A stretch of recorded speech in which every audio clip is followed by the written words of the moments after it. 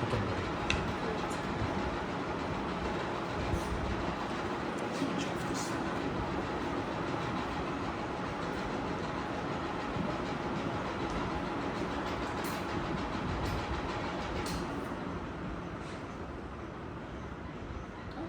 we focus on composites in different types of aerospace vehicles, like aircraft and helicopters. So we started off with the Hindustan Aeronautics Limited helicopters. They have two main types. They have light utility helicopters, or LUHs, and they also have light combat helicopters, LCHs. Both of these were designed and intended for the Indian Air Force, so they do serve some sort of military purpose, which is why it was a little difficult to find some of the information, but I was able to pull some of this from their product details website, and also just general information about combat helicopters in general. So for LUHs, they have a capacity of 2 pilots and 6 passengers, where the passenger seats can be removed to transport cargo, whereas the LCHs have only space for 2 pilots and space for weapons. So both of them were improvements based on former designs. So LUHs were improved on the HAL Drew designs, and LCHs were improved on the HAL Cheetah and Cheetah designs. So the main composite components here are composites that were listed on the website, but they're also found in most other military aircraft, like carbon in the fuselage and blades, Kevlar in the engine. I couldn't find this on their website, but I did find other information about combat helicopters having an engine coated in Kevlar to ensure that it doesn't get shot down or start a fire. And then also glass prepeg, which is for the windows. And the same components are in the LCHs, but just maybe arranged differently. Okay. So I focused mostly on the Hosa and the Tortoise aircrafts. Both of them are developed by NAL, National Aerospace Laboratories, and so they both serve like 2 different purposes. So I kind of like split it up that way. So the Hosa is basically a light trainer aircraft. It's the first like all composite light aircraft that India has. And it's 2-seater, single engine, low wing aircraft, so it's very small. But the basic goals of this aircraft was for beginner pilot training and being able to maintain it and create it affordably.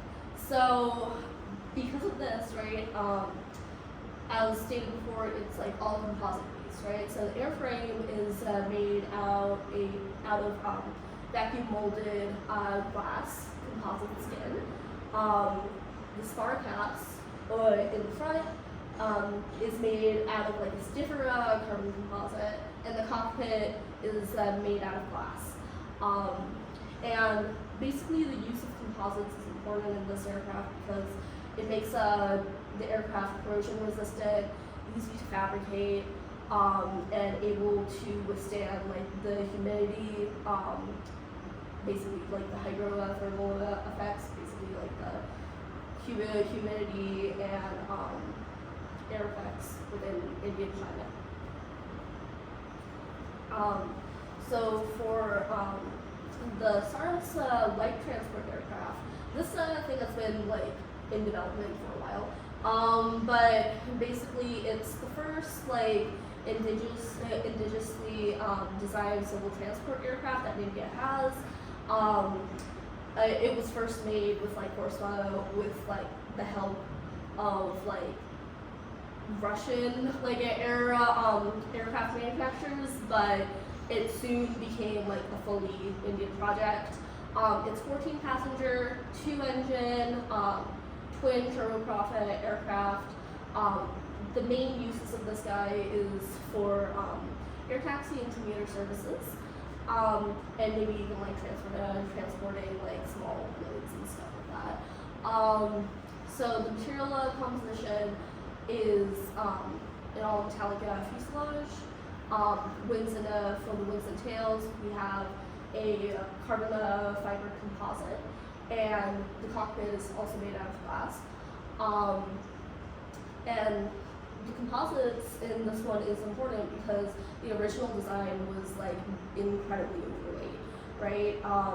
But with the redesign of the PT2 Cyrus aircraft, they utilized that composites to lower that amount of weight and more, and to make the aircraft lighter. Okay, so I focused on the PSLV and GSLV rockets. So for the Polar Satellite Launch Vehicle, or PSLV, the capacity kind of depends on what orbit you're trying to achieve. So for the Sun synchronous polar orbit, which is I think about 600 kilometers, a load of 1750 kilograms is supported, and then for a geosynchronous orbit, which is I think 37,000 kilometers, 1425 kilograms is supported. The rocket itself is divided into 4 stages. So the first and second stages are they have solid fuel, so usually like an aluminum powder is used, and for the fuel, and then an oxidizer like ammonium perchlorate is used as well. So for the first and second stages, carbon fiber reinforced polymer or fiberglass reinforced polymer is used. And this gives a good balance of strength and stiffness, along with being lightweight, which is like the nature of a polymer. The third and fourth stages are liquid propellant driven. So for the liquid propellants, they use aluminum alloys, typically with either zinc or titanium for the strength.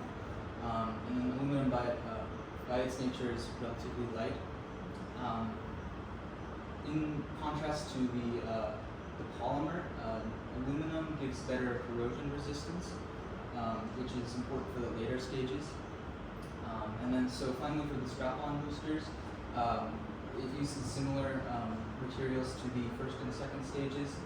So again, carbon fiber reinforced or fiberglass reinforced, and again, it gives good strength and stiffness on that wheel. And for the GSLV, the capacity differs a little bit. For low Earth orbit, which is like 2,000 kilometers, a 5,000 kilogram weight is supported, and then for geosynchronous orbit, it's about 2,500. For the first stage, which is solid fuel, carbon fiber again is used.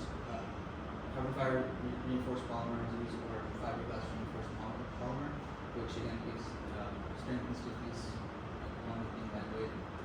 Second stage, solid fuels, liquid fuel is used, and so aluminum alloys are used again. How it differs though, the GSLV differs in that it has a cryogenic stage as well, where you use liquid hydrogen as like the fuel source, and then liquid oxygen as the oxidizer. And so for that, stainless steel is used because it has high strength but also high temperature resistance, because the fuels that you're using are very low temperature. And so again, it gives resistance to the high temperature and the extreme conditions, along with being resistant to corrosion.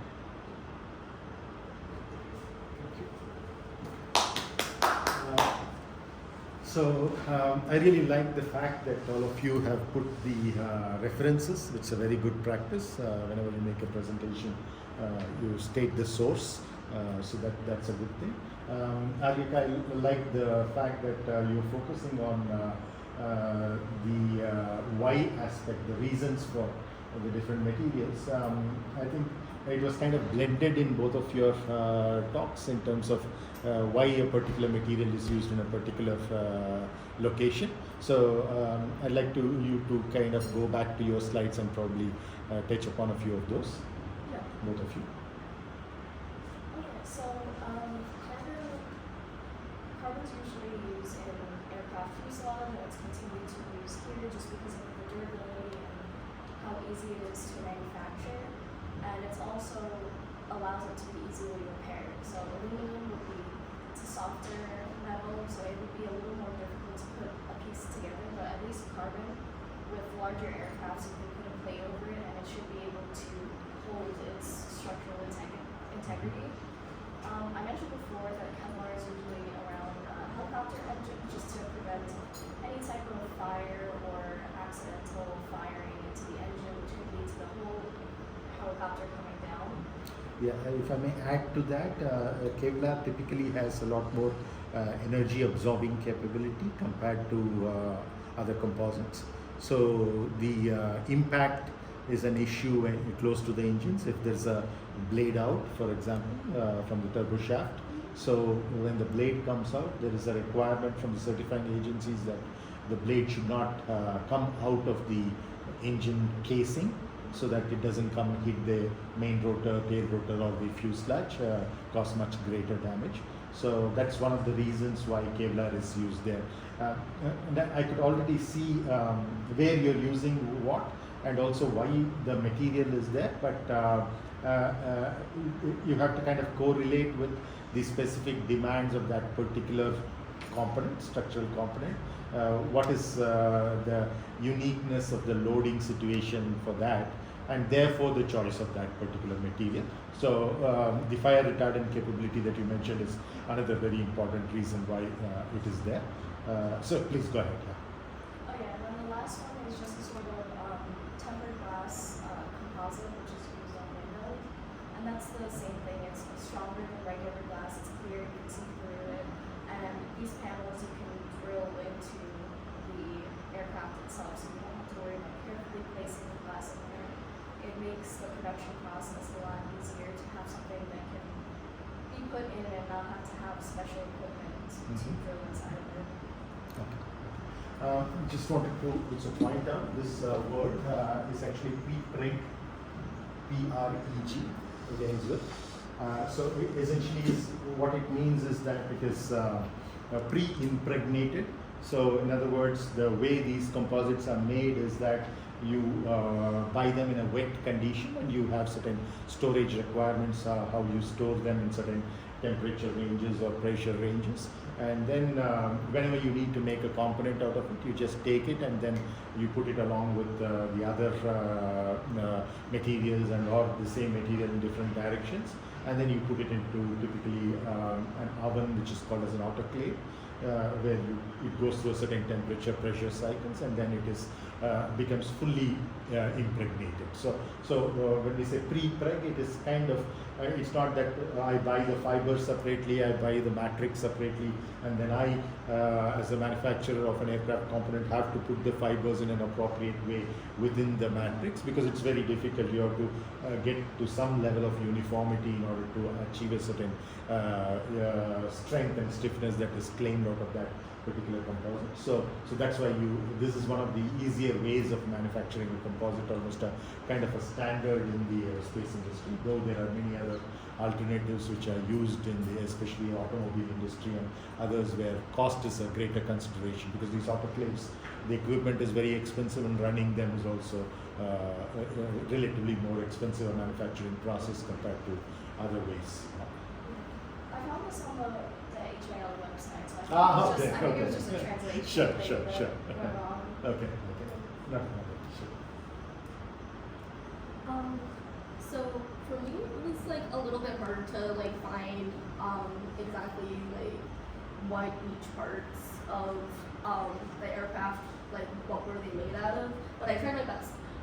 So for aircraft, they mentioned that there was like a vacuum molded glass composite skin. That composite skin, not only would it be like corrosion resistant as mentioned before, but the way that they made it out of like the vacuum mold would make it easier to fabricate. And because it's corrosion resistant, it would be resistant to like the humidity of Indian atmosphere and stuff like that. So for flying, that would be ideal for the specific aircraft. For the spar cap, there's like a stiffer carbon composite. I just assumed it was because it's like the first thing, like it's the first thing that like the airflow would be interacting with. Not really. The spark caps are part of an I-beam. Yeah. So the I-beam, as you know, has a web. Yeah. It has two flanges. The flanges are also called as caps. Yeah. So the spar actually goes inside the airfoil cross section. The airfoil cross section is made by the skin of the aircraft, and in this case the wing of the aircraft. So within that, you typically either you have an adhesive bond or you integrally manufacture in the autoclave both the skin as well as the spar, etc. So the spar is not kind of exposed to the airflow; it is inside, which is why the kind of environmental issues that you talked about may not be of much concern over there. But there is a possibility that it could be used as part of a fuel tank, because sometimes you store the fuel in the wing. And when you do that, you typically will have bladders, so the spars will not be directly exposed to the fuel, but there is a possibility in the worst case scenario that there is a leakage in the bladder and it might enter into the spar region and things like that. So you could have kind of corrosion possibilities coming from the fuel, but in only emergency kind of situations. But what you pointed about vacuum molding is right, absolutely right, that cost considerations come in over there. So, and NAL is kind of a specialist in vacuum molding. There are many different types of vacuum molding called resin transfer molding and vacuum assisted resin transfer molding. So they have quite a few patents associated with the VARTM process, vacuum assisted resin transfer molding. So that's something which has resulted in fairly high quality composites, not as good as the autoclave manufactured ones, but almost approaching them, but at a much lower cost, which is why it's kind of preferred over there. I mean, cockpit made out of glass, it's just because of transparency and being able to have high visibility when the pilot's in the cockpit. But there's also special requirement for the glasses in terms of they being laminated, so you have multiple layers, because there's a possibility of impact of bird heads and things like that. So even if it kind of cracks, it's not supposed to break and shatter completely. So essentially, it has some way of absorbing the energy. So just like we talked about Kevlar, so something like that is a characteristic when you instead of having a single layer thick glass, you have a laminated glass, because the energy absorption process is not only at the material level but also at the joints between different layers. So that takes a little bit of the energy as well, so that by the time it kind of the effect percolates down into the cockpit, or in the case of a passenger aircraft into the cabin, you pretty much probably have already landed or saved the aircraft. So for the Tortoise aircraft, there's an all-metallic fuselage. The metal would be stronger. It's a strong nanomaterial, and it's easier to manufacture as well for the body of the aircraft as well. And for the wings and tail, I believe it was also made out of metal, but due to weight concerns, they had to change it, change to having wings and tail be made out of composites, carbon fiber composites, which are light, but they are very strong just because of the nature of that carbon fiber. And the cockpit glass, because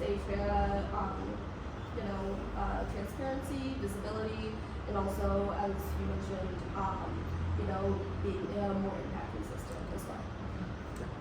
Thank you. I appreciate that. Thanks, Andrew.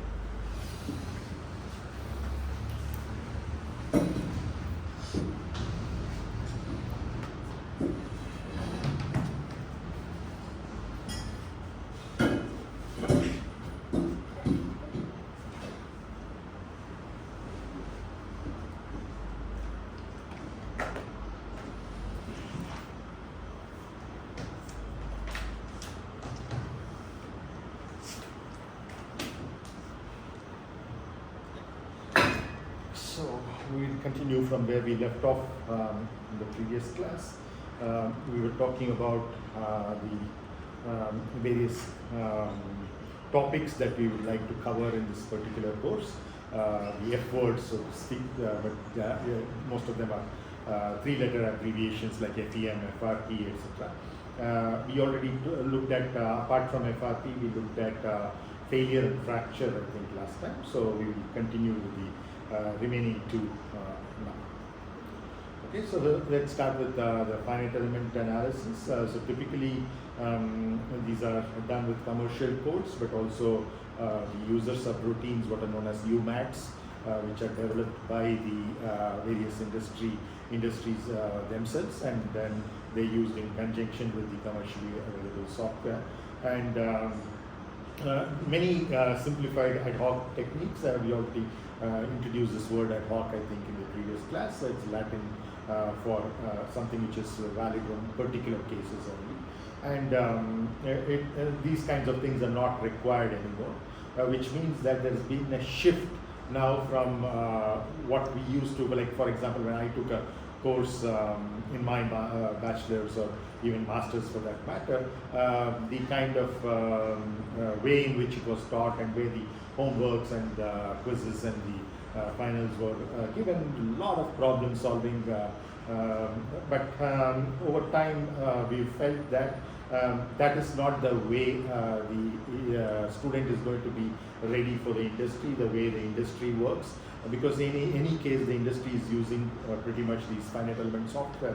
So as long as you know the basics of this and solve just see a few examples, that's pretty much good enough. Otherwise you're just wasting time trying to kind of do things which anyway you will not be doing when you get to work. And this is true even if you go into research or academic positions eventually after your PhD, etc.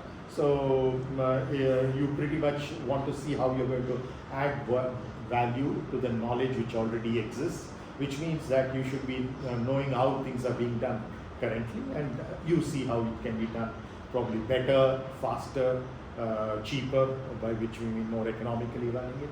So all of that is where we need to focus on, which means that instead of the problem solving drill, and this is true not just for the structural analysis but of pretty much any course that involves mathematical modeling these days. So you need to kind of understand what is the underlying science behind it. In our case, because it's structural analysis, we're talking of the mechanics. So the classical mechanics, we need to understand the principles much better. Of course, many courses that you've already taken, like statics, dynamics, deformable bodies and materials, etc. I've already introduced a lot of aspects of those mechanics. You understand that. Now it's a question of how do you put all of that in place for an actual practical component, which is some part of an aircraft. And the presentation that you have given very clearly showcases some of those example situations, what kind of unique environmental conditions to expect, what kind of boundary conditions to expect, what kind of loading conditions to expect, and therefore how to kind of tailor. See, just like these days, of course, we buy most of our clothes ready-made, free size, but for a long period of time, people used to go to a tailor, get their measurements done. Some people still do that, but essentially you're getting the best fit for an individual person. So similarly, in the case of an aircraft design, a structural component, a particular structural component, which material you choose is what you did, but also what shapes you choose for them, what sizing you do. So all this combination of geometry and material is what we need to make decisions over, and unless and until we understand the mechanics, the fundamentals of mechanics, we'll not be able to take it forward in an appropriate way. Or at least not in an optimal way. So then the second aspect that we really try to focus on is how to formulate the problems after we have understood the mechanics, the formulating the problems. So this is something that was kind of ignored for a long period of time, primarily because the kind of problem solving capability that our computers had, especially in academic institutions, was not as good as they are today, which means that we needed much simpler problems, and formulating simpler problems like, let's say, a pendulum problem or a spring mass damper problem, things like that were fairly simple to construct. So people kind of ignored this particular aspect. They were more focused on solving the problem, and most of it was done by hand or at the most a calculator, scientific calculator, let's say. But now the kind of humongous power we have, both software and hardware, we can go, maybe not the real life actual aircraft, but at least approach it much closer than we used to before. Fairly complex models which involve very large number of degrees of freedom, etc. There it is very, very critical you understand how you formulate the problem. Mathematical modeling becomes much more critical, which is where to some extent our course will also focus on. Rather than solving the problem, we'll assume that once the problem is well formulated, we will see a few examples of how to solve it, but mostly we will have the confidence in the computational systems, the algorithms, and the implemented software, including commercial software, that they are capable of handling those problems as long as you are giving it the right kind of inputs, which is what formulating the problem essentially does. And then eventually the software gives you the results, but you don't know what to do with those results unless and until you can judge first of all the correctness of the result, and then the kind of post-processing that you can do with the software to get to the specific data that you are interested in. For example, if you're looking at the possibility of one of your, let's say, the glass of the cockpit cracking and failing because of a bird hit, you need to know the certain material properties of that glass in terms of how much of impact energy it can take, what are the material properties associated with it, how it relates to the geometry of the number of layers and the thickness of each layer, and certain material properties of each one of those layers, how it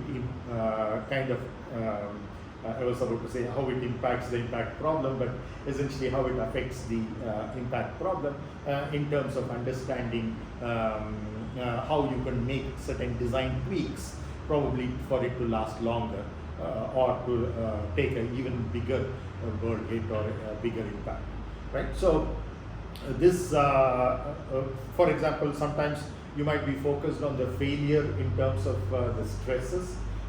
What is the maximum stress before it fails? Then the post-processing results of stress-related fields will be very important. On the other hand, in some cases, there might be limitations in terms of the maximum deflection something can take, because if it deflects beyond that, it probably changes the aerodynamics to such an extent that the aerodynamic designer wouldn't be happy with what's happening with your structure. So sometimes the design limitation doesn't come from maximum stresses. It could come from maximum deflection or maximum rotation, things like that. So you should be aware at which location what to look for, and sometimes it could be a combination of both as well. So that's where judging, first of all, the correctness of the results, and then how to utilize that results to get some practical information of utility either to the industry which is trying to make changes to a design, or coming up with an entirely new design, how do you kind of give inputs to that, right? So that is the fourth one, and the final fifth topic that we will very briefly touch upon towards probably the end is or things associated with aeroelasticity, which is essentially a combination of aerodynamics and elasticity coming into picture, where the elastic forces are of course coming from the structure because of the mechanical loads and how the structural elements, that is the material, reacts to that. As you know from Newton's third law, every action has an equal and opposite reaction. So there is a certain load coming on the structure. It is going to offer certain stress or strain, stress and strain, which is essentially kind of a response of that material in order to handle that. But now you have the aerodynamics also playing a role, because the loads are coming through the aerodynamics, and the aerodynamics in turn is the aerodynamic forces. For example, the lift, half rho v squared SCL, where you're talking of the dynamic pressure times the wing area, planform area, times the lift coefficient, and the lift coefficient in turn is again written as CL0 plus CL alpha times the alpha, where CL0 and CL alpha are characteristics of the airfoil, the lift coefficient at zero angle of attack, and the slope of the lift curve coefficient with respect to the angle of attack. Now these are all aerodynamic parameters, but they can get modified once the load is such that it modifies the shape of the airfoil itself. So these CL0, CL alpha, etc., can get modified. Even the planform area might change slightly. So all of this is going to affect the loads. So the load is causing the deflection, is causing the change in shape and size, which in turn again is causing the aerodynamic forces to change. So it's kind of a loop. It's kind of a catch-22. They have to converge somewhere, and sometimes it could so happen that the load is causing the angle of attack, let's say, to increase, which means more lift. Again, the load has increased, which causes even more lift. Again, the load has increased, so it kind of could reach a kind of a situation where it twists so much, the wing twists so much that it kind of breaks off.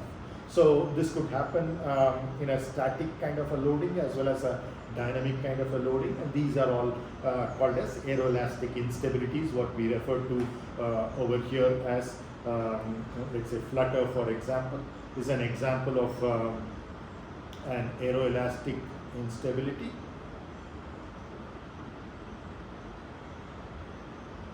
So flutter, for example, is an example of aeroelastic instability, just like buckling, as you very well know, is an elastic instability when there is compression. Right? Now, what we're going to be talking about is that in the kind of designs that have happened in the last few decades, see, the aerospace industry doesn't design a new aircraft every day. I think in passing you mentioned how long Cirrus has been developing. Similarly, if you look at even the big companies like Airbus or Boeing, they haven't had a new aircraft, entirely new aircraft platform in a long time. Almost a decade and a half is when the last aircraft, probably like A350, came up. Of course, there are versions of it which change, slight modifications. You could have the XWB or some tag which is attached to that, like extra wide body or things like that. But the overall platform remains the same. So which means that there are certain design paradigms which have stayed for long. And one such thing is to live with some of these instabilities. For example, buckling in very old aircraft, let's say 40, 50 years earlier, used to be thought of as a huge failure, just like material failure, that's also a huge failure to be avoided. But later on, people started seeing the utility of it. For example, you have an aircraft wing, there's a lift distribution on that, where while it is flying, it is bending upwards because of the lift, right? So, as you know, a bending load will cause compression on the top and it will cause tension on the bottom. So, for example, if I bend my fingers like this, you can see that the outer skin is stretching, whereas the inner skin is compacting or getting compressed, right? So, the top skin in the case of an aircraft is going to have compression along the span of the wing. Similarly, along the span, the bottom skin is going to undergo tension, right? When the aircraft is on the ground, it's not flying, it's the other way around, because the self-weight of the wing acts, and because of the self-weight of the wing, instead of bending upwards due to lift, it's bending downwards because of that self-weight, and you see the top is on tension and the bottom is under compression. But which of these two is a critical situation, you think, that I would like to design my wing for? In flight, it is bending upwards. On the ground, when it's not flying, it's bending downwards. So which do you think is more critical? In flight, why? Is that so it's more useful? It'll experience that load more. Absolutely, yeah. See, in cruise, what happens is the simplest condition. Of course, it flies through many maneuvers which are even more taxing in terms of the solid mechanics requirements. But even take the simple case of cruise, you know that the force balance equations from statics is lift is equal to weight, drag is equal to thrust. Okay. Now, lift is equal to weight. When we are talking about the weight we are talking about is not just the weight of the wing; it's the weight of the whole aircraft, along with all its contents, the payload, the fuel, or the cargo, all the other equipment that goes into it, the control systems, etc. Everything. Whereas when it's on the ground, the weight due to which it is bending is just the weight of the wing, which is only one small part of the overall weight of the gross takeoff weight of the aircraft. So obviously this load is much lesser compared to this. So that's why your answer is absolutely right, that it has to be designed more for that. But at the same time, every cycle of takeoff and landing when it's flying from point A to point B is like almost like a fatigue kind of a loading. Okay, so it's, in other words, it's once bent upwards, again it's bent downwards. Through, of course, the time cycles are not as fast as typical structural vibrations. It's over let's say 10-hour flight if it's a long haul, or it could be a 2 or 3 hour flight, or even lesser if it's a short haul flight. But short haul flights have even more fatigue because of that, because it's landing and taking off and flying for short time and coming back again, landing. So it's kind of the change in load, direction of the load is happening much faster and over many more cycles compared to long haul aircraft. Let's say an aircraft which you probably took coming from Atlanta or any place in the US to here with a stopover in between. Those aircraft were flying probably for 10 hours or of that order of magnitude, which means that they would probably take at the most 2 flights a day, or maybe in many cases just 1 flight a day. So that being the kind of situation, depending on the maintenance schedules, of course. So that being the situation, there the long-term fatigue is much less critical in a long haul flight compared to the short haul kind of an aircraft. Now the reason why we were bringing this up is that because typically you find buckling when there is compression. You typically, in the case of the building columns also, you know that once the load exceeds beyond a certain point, even though the stress may not have reached the yield strength or the ultimate strength of this material, it could still have a geometric failure in the sense that this would buckle. Okay, so this is called flexural buckling, but that's not the only way. If it's torsionally weak, even before flexural buckling can occur, this could, because of a normal load which is compressive, this could just twist, have a very large twist. That is also an instability. It is getting buckled. It's called torsional buckling. This is called flexural buckling. Both are elastic instabilities, right? Now, the skin that you have on the top, it is very thin. Okay. Similarly, the bottom skin also is very thin, but essentially the skin is thin, and which is why, in fact, it has that kind of a geometry. Whether it's made out of metals, sheet metals, or it's made out of composites, certain lamina panels that you have, essentially all of them are undergoing compression, and depending upon how each panel is attached to the next panel, etc., some of them can undergo so much of compression that they undergo a flexural buckling, and that is typically allowed at times because you have inside a skeletal structure. Some of those components you guys pointed out, spars and spar caps and etc. you mentioned. So those are going to take the compressive loads. They are designed to take the entire compressive load even if the skin fails. So that's what we were talking about, the kind of design paradigms: fail safe, safe life, damage tolerance, etc. So this essentially comes where you have a redundancy that even if the skin fails, you have the stringers and the spar caps on the top taking that compressive load, so that the wing as a whole doesn't buckle. It's only the wing skin which has buckled. That's okay, we can live with it. Of course, it kind of modifies the aerodynamics a bit, but depending upon the spacing that you have of the panels, one next to the other, you can control it in such a way that the changes to the aerodynamics are minimal, or sometimes even designed in such a way that it is actually advantageous in terms of the aerodynamics. You might even work it out reverse. You know that it's going to buckle, and therefore it's going to change its shape in such a way so that when it is not buckling, you don't have that optimal shape that the aerodynamicist wants. But when it, after it has buckled, it gets into a shape which is what the aerodynamicist wanted in the first place. So mathematical modeling enables you to work backwards because you understand the process, you understand what is the end effect desired. So you start with something which is not the desired thing, but because of the loading itself, it goes to a shape and size, which is what the aerodynamicist desires or has designed it for. So therefore, these kinds of design procedures have been in place for a fairly long period of time. It's almost kind of a run-of-the-mill as far as the aerospace industry is concerned. So let's see, so strongly influence, these aspects of aeroelasticity is something that is not given a lower priority and considered only in detailed design. You start talking about it in preliminary design itself, and therefore you need to understand the physics behind what is happening, what is the phenomena that is happening, and you have to understand, like for example, I was talking to you about the catch-22 situation where the load is increasing, the deflection is increasing. Because of the increase in deflection, again the load is increasing, etc. This kind of a loop that you get into, you should see if you can avoid that, because that could be quite fatal. Right.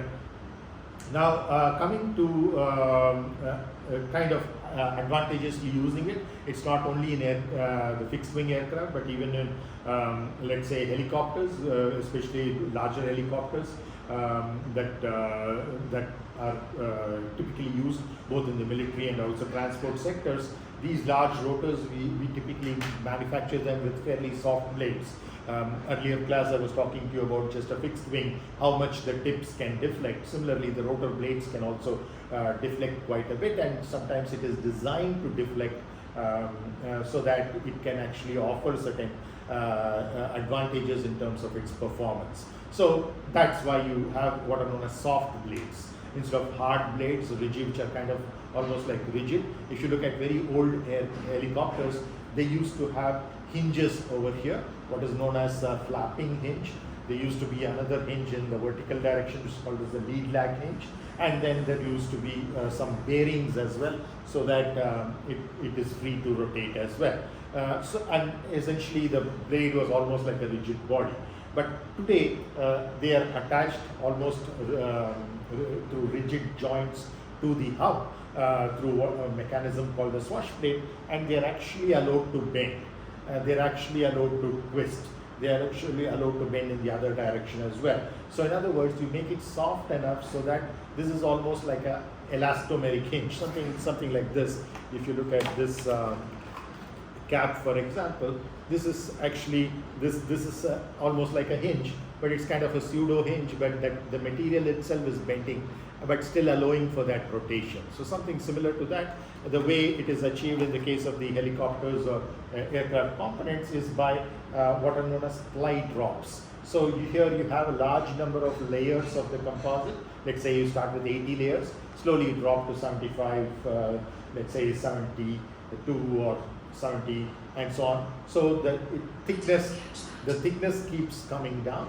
So when the thickness keeps coming down, it becomes easier to bend. You know that a much thicker book is difficult to bend if it's made out of the same quality paper compared to a thinner book, right? So similarly, when you drop the plies, you're trying to reduce the stiffness and you're trying to make it softer, and you're kind of creating a pseudo hinge. A hinge ideally should have zero stiffness. It should allow for all kinds of rotations, but here it allows rotation with a little bit of resistance, lesser resistance than the thick laminate would have allowed. So that is one way in which we try to look at how a flutter can either be delayed or it can be avoided completely. So then we also look at certain innovative ways of designing the blade itself in terms of the airfoil that is chosen, what is the taper ratio. There could be a winglet, which is essentially the rotor blade having a curvature at the tip. So how the tip design is done, the tip shape itself can change, the airfoil cross section can morph as it goes from the root to the tip, etc. So all of that is essentially done in your structural design, which then of course as an analyst, when you're doing structural analysis, you have to be aware of this and take care of all these complexities. Okay, so just like we were talking about tailoring in another context, here also from aeroelastic point of view, you try to tailor. So that's why it's very important for us to work in teams, like what you presented with the hare and the tortoise story of hare and tortoise being different materials. That's one way of looking at it. It's also in terms of hare and tortoise being two different kinds of engineers within the design team or an analysis team who need to work together in order to accomplish the task much better, because earlier days people used to work completely on structural problems in a silo. Again, another silo, you have these aerodynamicists working, and eventually it will be too late by the time they bring in their knowledge bases. But these days there's a lot of flow happening in terms of knowledge flow, both two-way knowledge flow, so that you know why the aerodynamicist is making certain decisions.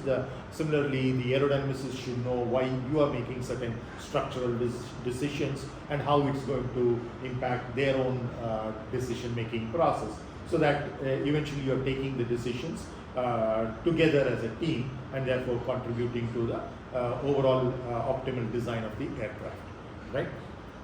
So one example is where, see, typically if you apply a torque, you know that anything will twist. That is the primary effect. But you can design your composite in such a way, or even if you are making out of metals, you can give the aircraft, the rotor blade, a certain pre-twist. In other words, it is manufactured like this.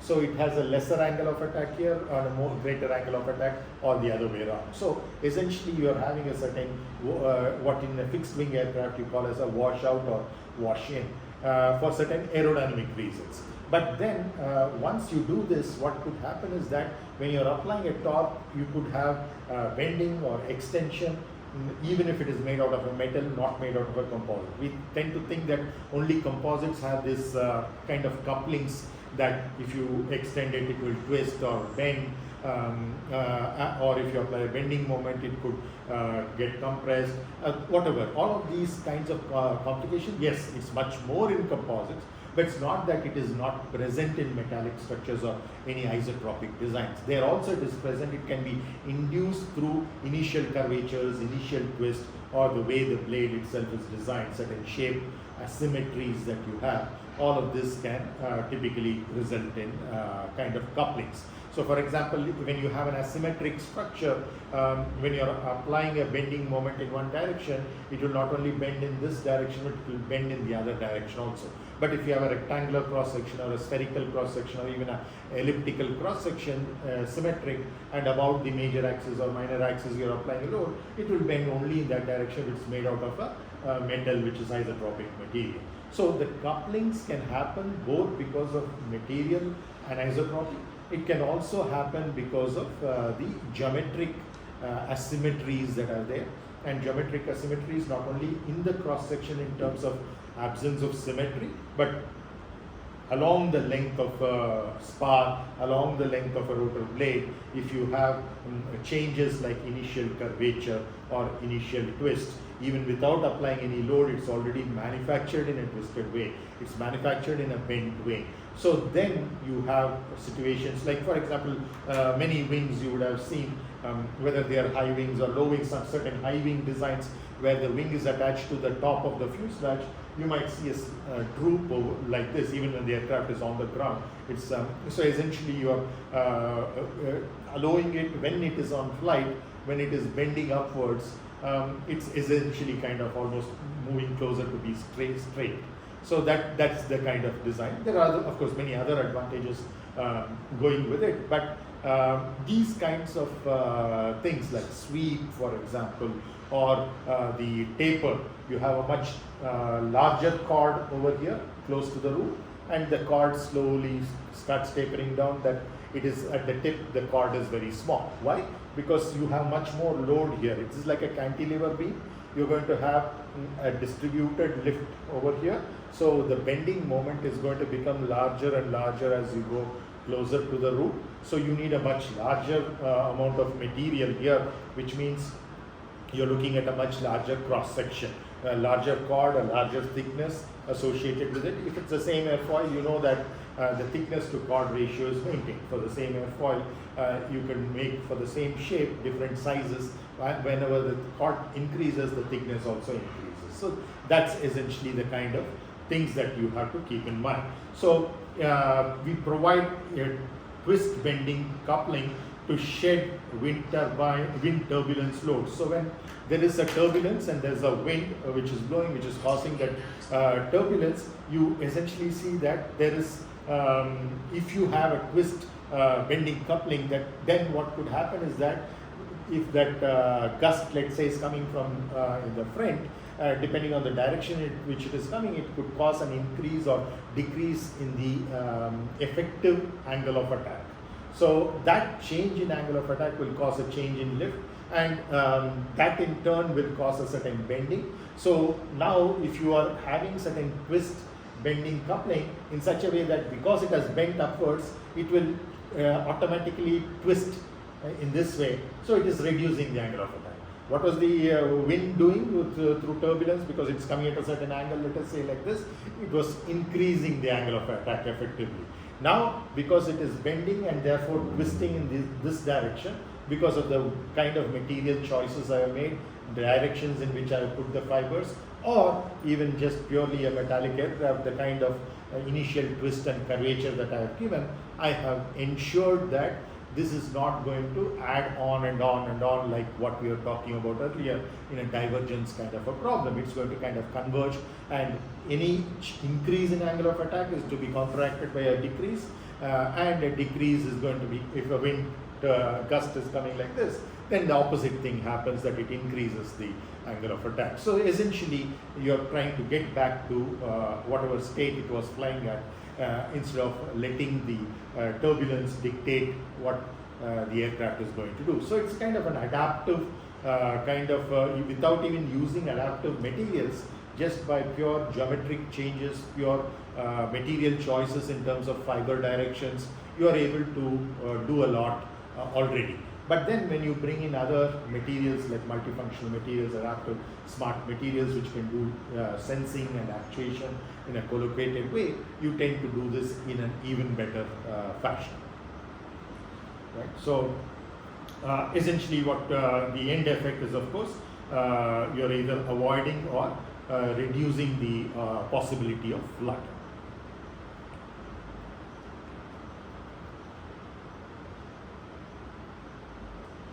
Yeah, so now we've introduced those 5 complications which you need to be aware of even as undergrads, because that is almost like the staple diet for the aerospace industry. When you go there, they are going to be, as structural engineers, you will face these problems day in and day out. So how do we handle this? And in particular in the course, because it's a short course and we want to ensure that we are covering each one of these topics slightly, but at the same time, obviously we know that we are not going to be doing full justice to it.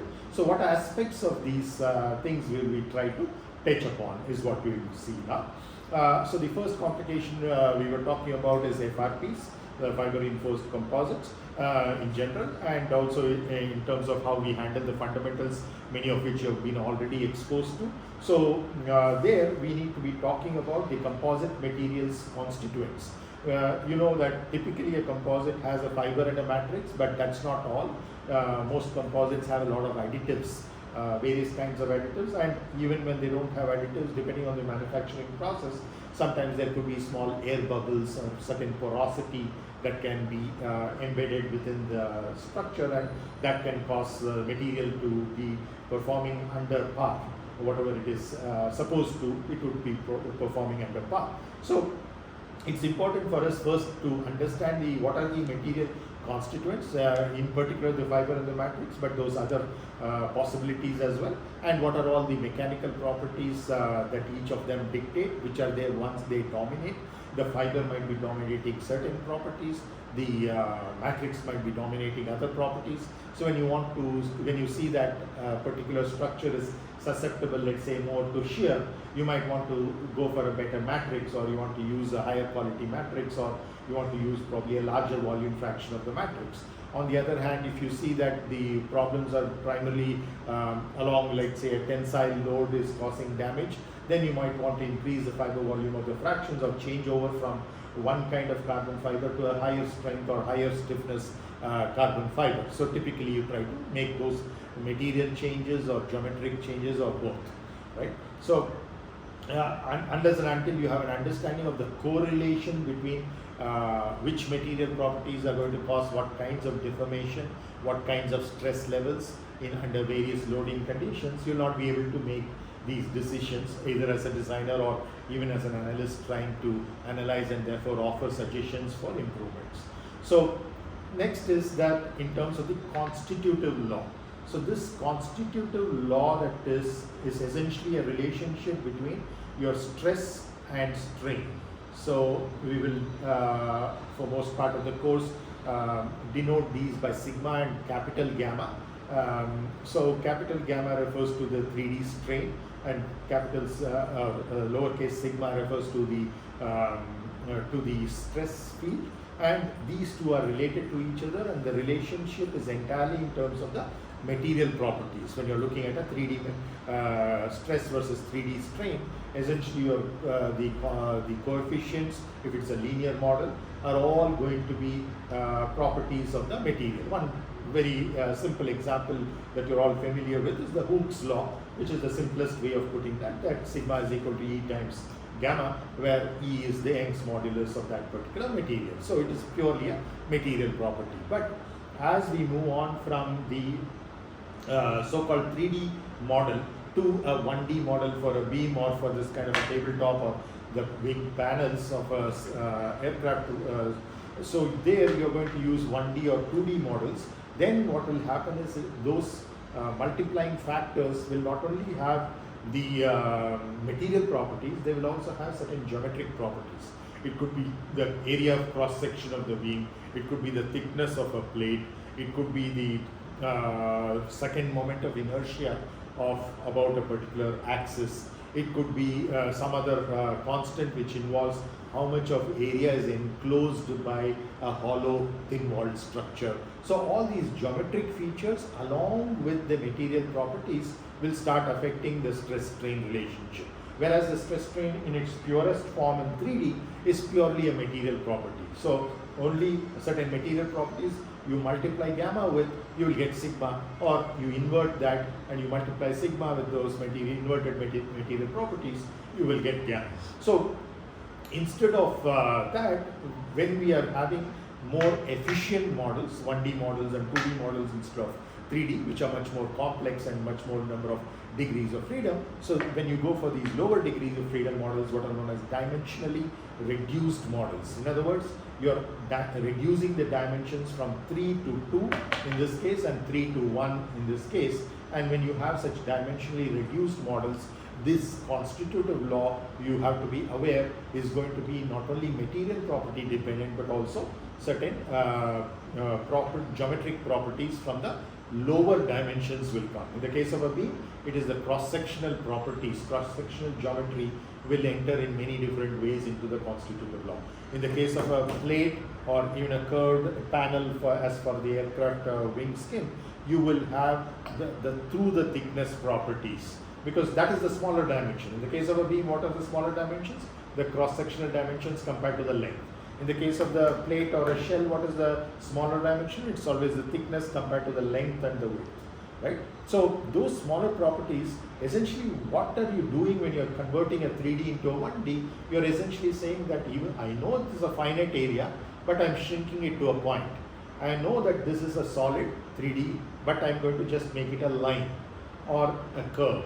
So that is essentially what you're trying to do, right? So when you're trying to do, or in this case, I know it has a finite thickness, but I'm going to reduce it to 0 thickness. In other words, I'm going to lump all of the properties of that along the thickness to a particular point in the thickness. And when I do for all the points on this table, it just becomes a sheet with 0 thickness. So that sheet will have all of the properties of that finite thickness concentrated at the location of that sheet itself. So when you're doing that, it's obvious that not only the material properties but how thick the sheet was, etc. will also come into picture. So in other words, the geometry also gets into the constitutive law. So this constitutive law of non-homogeneous, because they are having fiber matrix at least 2 components, if not even, if you don't even want to take the additives, in spite of that you will have at least 2 components. Therefore it is no longer homogeneous, it is heterogeneous. So that's non-homogeneous. And then the properties are varying in different directions. Tropic refers to direction, iso refers to same, and an is just essentially a negativity that is prefixing that. So it is saying that it is not isotropic, which means it's not the same in all the directions. It is different in different directions. If I take the Young's modulus in this direction, it is having one value. If I take the Young's modulus in a perpendicular direction, it is having another value. So that is essentially anisotropic. So these 2 complications we need to absorb into the constitutive law, into that sigma versus gamma law. I want to bring that into picture. We need to do that for solids, we need to do that for laminates, and we need to do that for beams and shells which are constructed out of those laminates using various processes like you mentioned, the molding, autoclave that we discussed when you presented. All those processes are essentially going to be converting these raw materials of fiber matrix, including prepregs, into these kinds of structures, and then we are going to see how all of the geometry is going to influence this constitutive law. The second aspect that we were trying to look at was the failure, right? The second F, in addition to the fundamentals, we were trying to address failure, which included, of course, buckling and other instabilities as well in general. And there you would have, from a material point of view, you would have what is known as a strength criteria, and from a point of view of let's say in terms of the overall behavior, what limits can I stretch it to, you would typically have what are known as failure envelopes. In other words, if I know that if I'm pulling this, let's say I made this is a new material that I want to test. I've made a specimen out of that material according to certain standards, which are typically known as the ASTM standards, and then I try to pull this. So then it kind of fails at a particular stress value, right? Now if I pull it in the other direction, it fails at a particular stress value. Now if I apply both these loads simultaneously, that is, I'm applying the tension in this direction as well as tension in this direction, then there is a possibility that it will fail much before the maximum in this direction as well as the maximum in this direction, that is the strength in this direction or the strength in this direction alone is reached. Even before that, at a particular value of stress, you would see that the failure has occurred, right? So when you see that the failure has occurred like that, you need what are known as failure envelopes. So let's take this simple example of 2 stresses. So then I would have, let's say, sigma xx plotted on this and sigma yy plotted on this. Now if I was to apply only a stress along the x direction, I can keep on increasing the stress up to a particular value when it will fail, right? So it could be this particular point that the failure has happened. Similarly, when I'm trying to pull only in the other direction, the perpendicular y direction, so you are going to have a certain failure that is going to occur over here.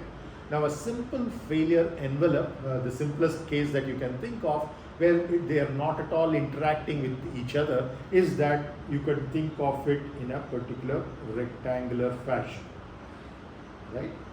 Now this need not be symmetric about either side of the axis, because when you're talking of negative stresses, you're not talking of, instead of tension, you are having compression, because compressive stresses are by convention negative, right? And the compressive strength of many materials can be quite different in magnitude compared to the magnitude of the tensile strength, okay?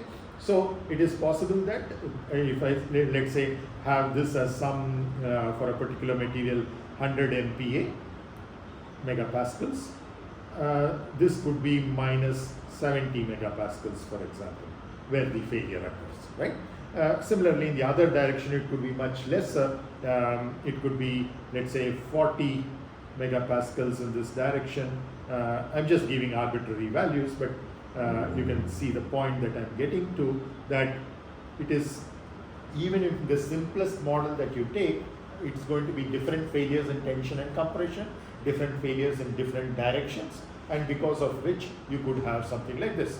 Now you know that the real structure is three-dimensional, so I can have one more axis coming out of the screen, and in that direction, once again, I would have different tensile and compressive loads. So essentially, I have a cuboid. Now that is what I call as the simplest kind of a failure envelope. If I have my stress state at any point within that cuboid, then the material is safe, the structure is safe. If any point within the structure, even if all the other points are within, but even one point goes out of that cuboid, that means that failure has already occurred. Or even if it's at the surface of this particular cuboid, failure has just initiated, right? So, but in reality what happens is, as I said, when you are applying both of these direction stresses at the same time, which is what will happen in many aircraft components, that it will be loaded not uniaxially but biaxially or triaxially, and all kinds of loads could come, not just normal but shear, etc. So then when you have all of these complications, instead of a cuboid, you end up with an ellipsoid.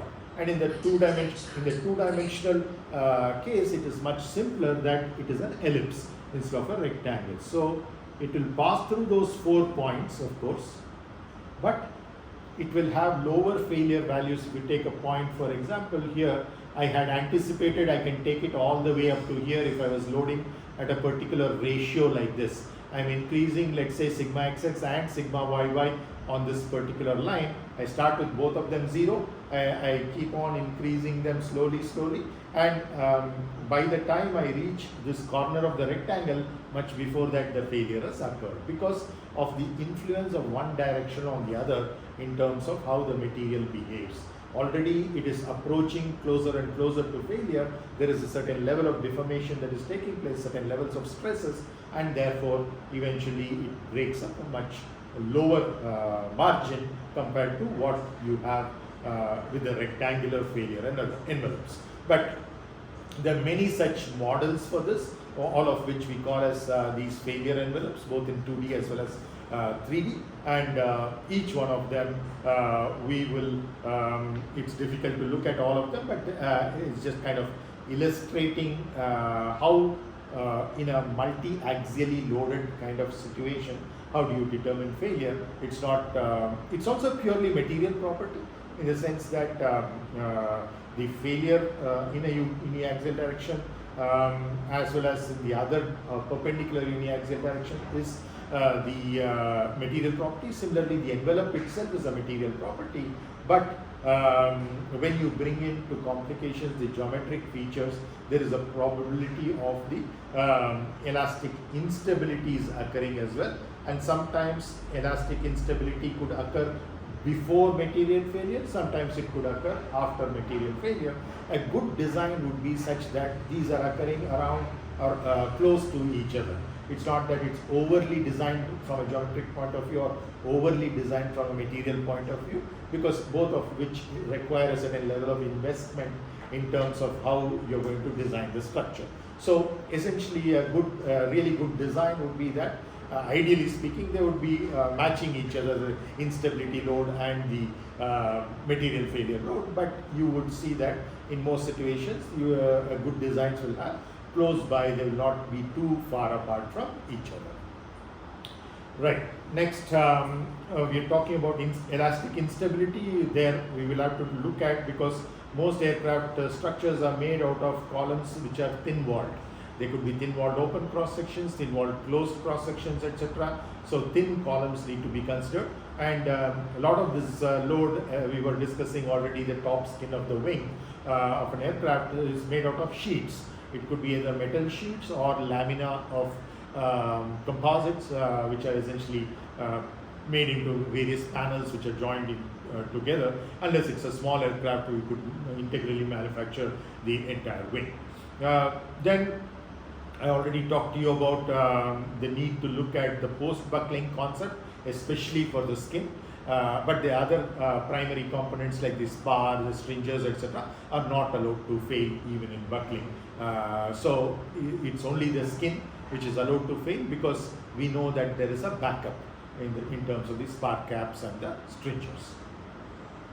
Then aeroelastic instabilities like flutter, which is a dynamic instability. Whatever I've been describing to you as one leading to the other, increasing the other, and go on, was what is known as an airfoil divergence. It's a static kind of aeroelastic instability. There are things which change much more rapidly with time, and these are dynamic aeroelastic instability problems. One classic example of that is a flutter. You see flags fluttering. So essentially something like that could happen in the case of the aircraft wing as well. So that is something very, very dangerous, and that is always to be avoided. And people see how that can be done. Whereas buckling is something that we can live with. We can in fact utilize that to further reduce the weight of the aircraft, and therefore the overall performance of the aircraft. We will not be able to handle flutter because it could be quite destructive, and there are some examples of older aircraft undergoing flutter, and some YouTube videos also you can see. If you can search and see, you will see how dangerous this flutter could be. Similar kind of a situation in the case of helicopters, or what are known as ground resonance and air resonance. This is essentially something that can happen just on the ground when the helicopter is just starting off its rotor.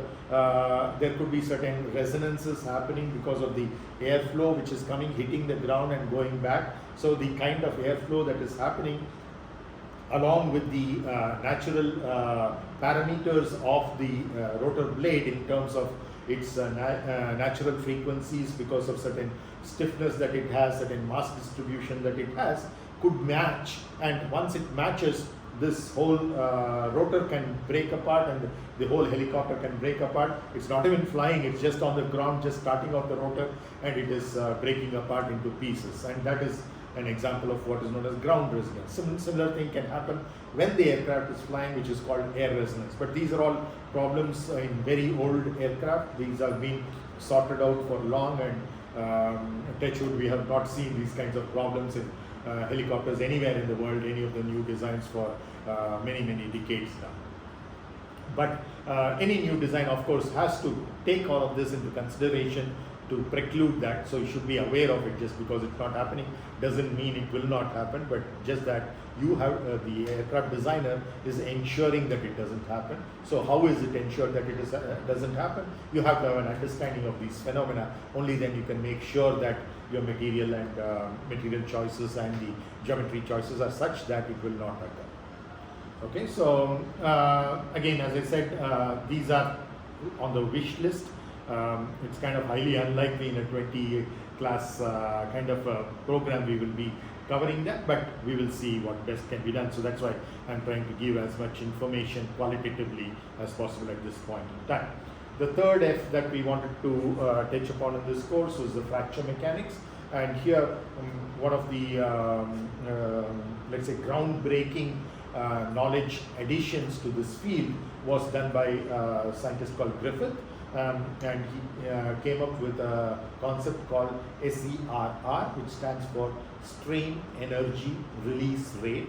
So SERR, typically when you say rate, you say with respect to time, a time derivative, but here the strain energy release rate that we're talking about is not with respect to time, it is with respect to a growth in a crack. Suppose there is already a crack on this table, and now I'm applying a certain load to this, and because of that load, the direction of that load, the magnitude of that load, it is possible that that crack starts growing in size. It starts with a 1 millimeter crack, it becomes 1.5, 1.8 millimeters, etc. How fast is the energy being released through that crack?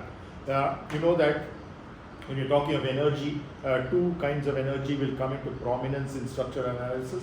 One is the kinetic energy, if you're considering a dynamic kind of a problem, and whether you're considering dynamic or static kind of loading, you will have the potential energy in the form of strain energy. So in other words, your forces that you're applying are doing certain work on that.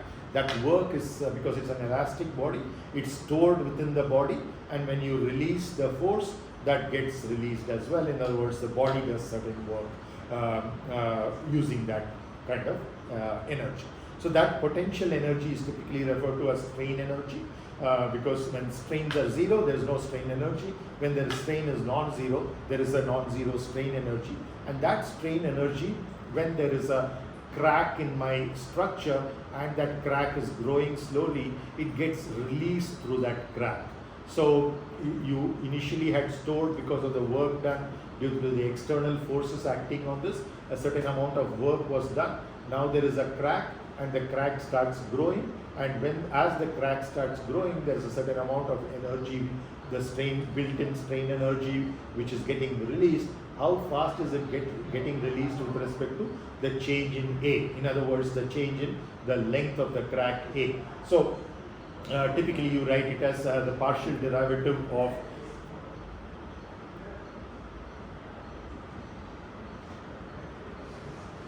where A is the length of the crack and U is the strain energy.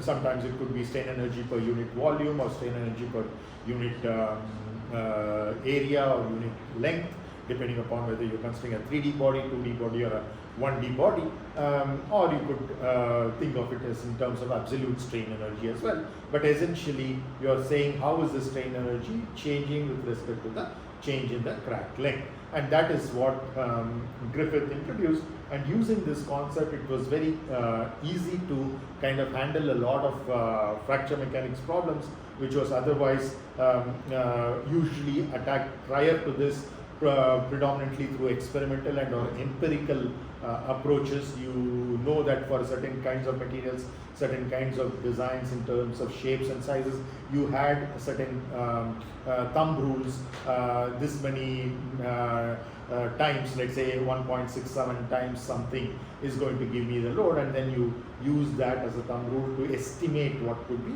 and then you do experiments to kind of verify, validate what is happening. But now with this strain energy release rate, much more well-informed decisions can be taken in terms of taking this forward. So I think with this we will close today's class. Maybe I just talked about the last line on this slide so that we can go to the next slide in the next class.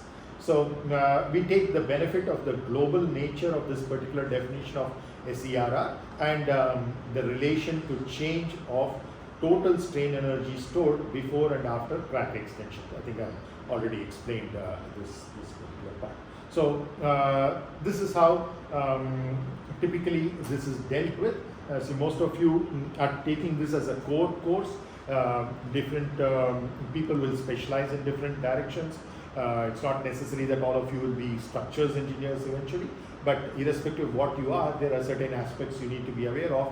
So a lot of this knowledge is being given to the extent that it is kind of needed, without going into the nitty-gritties of it, bogging you down with too much of equations related to that. But still there are some basic aspects in terms of, let's say, bending, in terms of torsion, in terms of axial loads, both compressive as well as tensile, and the failures which result out of it with both geometric as well as material. All of that are covered by certain simpler mathematical models. We will go into the details of those mathematical models, look at those equations in the remaining classes. Thank you.